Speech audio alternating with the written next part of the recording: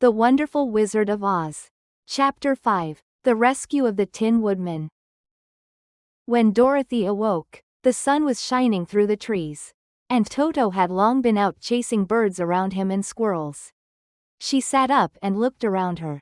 There was the Scarecrow, still standing patiently in his corner, waiting for her. "We must go and search for water," she said to him. "Why do you want water?"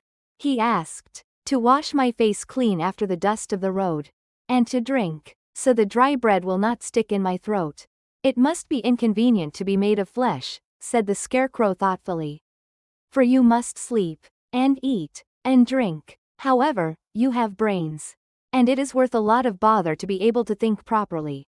They left the cottage and walked through the trees, until they found a little spring of clear water, where Dorothy drank and bathed and ate her breakfast. She saw there was not much bread left in the basket, and the girl was thankful the Scarecrow did not have to eat anything, for there was scarcely enough for herself and Toto for the day. When she had finished her meal, and was about to go back to the road of yellow brick, she was startled to hear a deep groan nearby. "What was that?" she asked timidly. "I cannot imagine," replied the Scarecrow. "But we can go and see." Just then another groan reached their ears, and the sound seemed to come from behind them. They turned and walked through the forest a few steps, when Dorothy discovered something shining in a ray of sunshine that fell between the trees. She ran to the place and then stopped short, with a little cry of surprise. One of the big trees had been partly chopped through, and standing beside it, with an uplifted axe in his hands, was a man made entirely of tin. His head and arms and legs were jointed upon his body, but he stood perfectly motionless, as if he could not stir at all. Dorothy looked at him in amazement, and so did the Scarecrow, while Toto barked sharply and made a snap at the tin legs, which hurt his teeth. "Did you groan?" asked Dorothy. "Yes," answered the Tin Man. "I did. I've been groaning for more than a year, and no one has ever heard me before or come to help me." "What can I do for you?" she inquired softly, for she was moved by the sad voice in which the man spoke. "Get an oil can and oil my joints," he answered. "They are rusted so badly that I cannot move them at all. If I am well oiled I shall soon be all right again. You will find an oil can on a shelf in my cottage." Dorothy at once ran back to the cottage and found the oil can.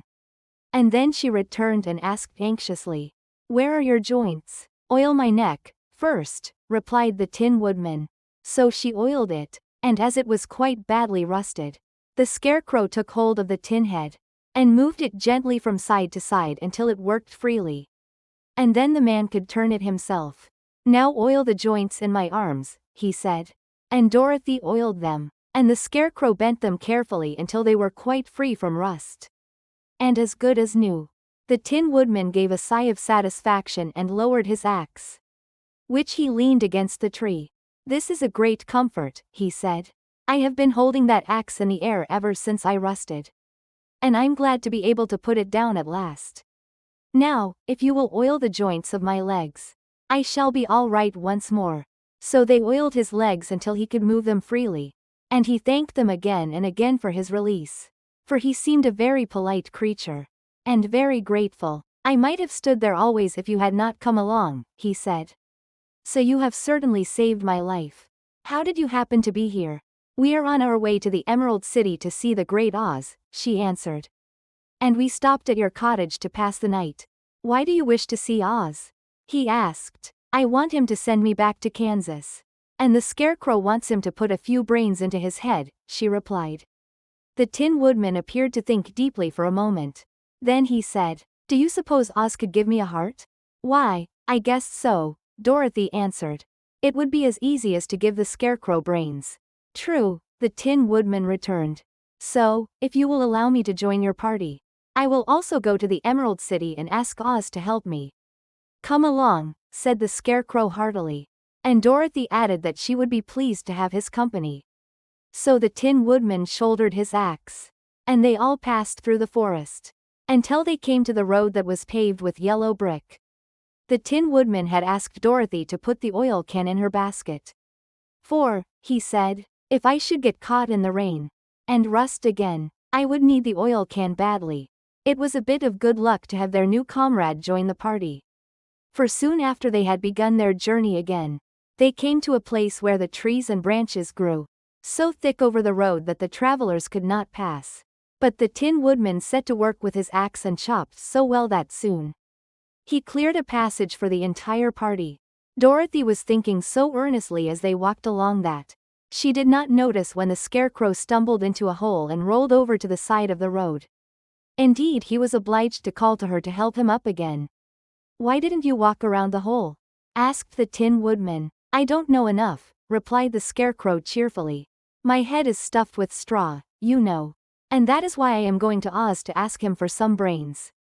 "Oh, I see," said the Tin Woodman. "But, after all, brains are not the best things in the world." "Have you any?" inquired the Scarecrow. "No, my head is quite empty," answered the Woodman. "But once I had brains, and a heart also. So, having tried them both, I should much rather have a heart." "And why is that?" asked the Scarecrow. "I will tell you my story, and then you will know." So, while they were walking through the forest, the Tin Woodman told the following story. "I was born the son of a woodman, who chopped down trees in the forest and sold the wood for a living. When I grew up, I too became a wood chopper. And after my father died, I took care of my old mother as long as she lived. Then I made up my mind that instead of living alone I would marry, so that I might not become lonely.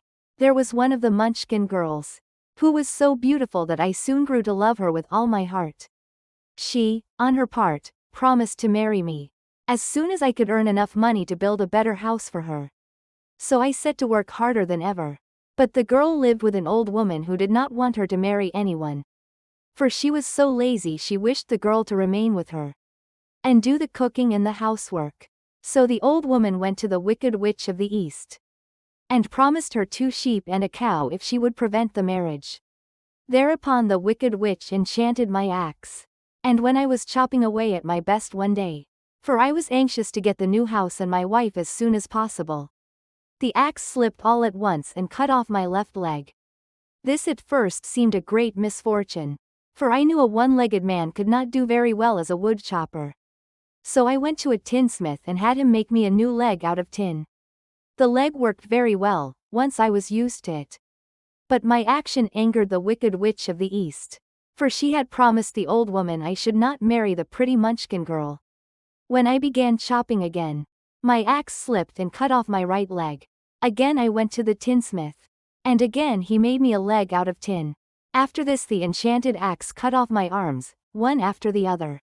But, nothing daunted, I had them replaced with tin ones. The Wicked Witch then made the axe slip and cut off my head. And at first I thought that was the end of me. But the tinsmith happened to come along, and he made me a new head out of tin. I thought I had beaten the Wicked Witch then, and I worked harder than ever. But I little knew how cruel my enemy could be. She thought of a new way to kill my love for the beautiful Munchkin maiden, and made my axe slip again, so that it cut right through my body, splitting me into 2 halves. Once more the tinsmith came to my help and made me a body of tin, fastening my tin arms and legs and head to it by means of joints, so that I could move around as well as ever. But, alas, I had now no heart, so that I lost all my love for the Munchkin girl, and did not care whether I married her or not.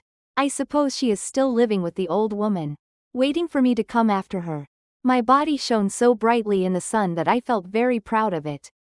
And it did not matter now if my axe slipped, for it could not cut me.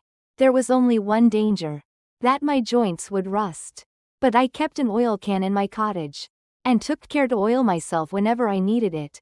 However, there came a day when I forgot to do this, and, being caught in a rainstorm, before I thought of the danger, my joints had rusted, and I was left to stand in the woods until you came to help me. It was a terrible thing to undergo, but during the year I stood there, I had time to think that the greatest loss I had known was the loss of my heart.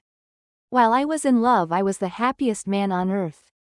But no one can love who has not a heart, and so I am resolved to ask Oz to give me one. If he does, I will go back to the Munchkin maiden and marry her." Both Dorothy and the Scarecrow had been greatly interested in the story of the Tin Woodman, and now they knew why he was so anxious to get a new heart.